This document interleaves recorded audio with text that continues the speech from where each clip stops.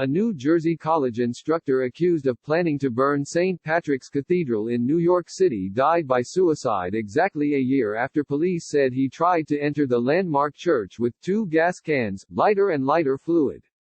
An attorney for Mark Lamparello, of Hasbrook Heights, said his client died on April 17 after being released from jail in New York City a few weeks earlier due to concerns about the spread of the coronavirus. The lawyer, Chris DiLorenzo, told NBC News that his client, who was diagnosed as schizophrenic and on medication, was receiving therapy while in jail and was supposed to continue the treatment at a hospital in New Jersey. Lamparello was arrested in April 2019 and charged with attempted arson, reckless endangerment and trespassing. Police said he tried to enter St. Patrick's with a pair of full 2-gallon cans of gasoline, lighter fluid and lighters. John Miller, with the New York City Police Department, said Lamparello was turned away by a security office at the church, who notified 2 police officers outside. Miller said Lamparello told the officers that he was cutting through St. Patrick's to get to his car and that it had run out of gas. "We took a look at the vehicle," he said at a news conference at the time. "It was not out of gas, and at that point, he was taken into custody."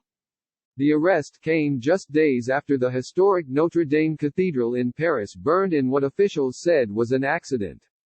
Prosecutors said Lamparello, who had taught philosophy as an adjunct professor at Lehman College in New York City and at Seton Hall University in New Jersey, spent a considerable amount of time surveilling St. Patrick's, the Associated Press reported. Lamparello, who pleaded not guilty to the charges, was deemed mentally unfit for trial in July and a Manhattan Supreme Court judge said he was going to commit him to a mental health facility for treatment. He was being held at Rikers Island and after his release on March 20 due to coronavirus fears, Lamparello was supposed to continue treatment at Bergen New Bridge Medical Center in Paramus, New Jersey, DiLorenzo said.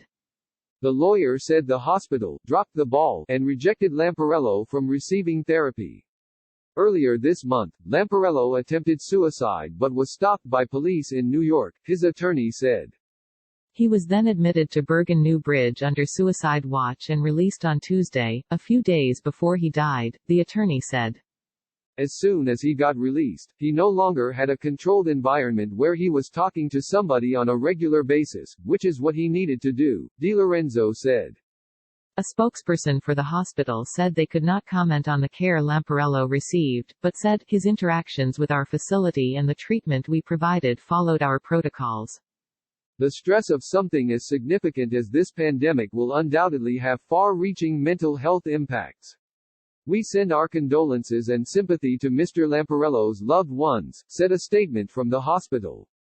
Days before Lamparello was arrested for the St. Patrick's incident, he was taken into custody at the Cathedral Basilica of the Sacred Heart in Newark, New Jersey, for refusing to leave at closing time.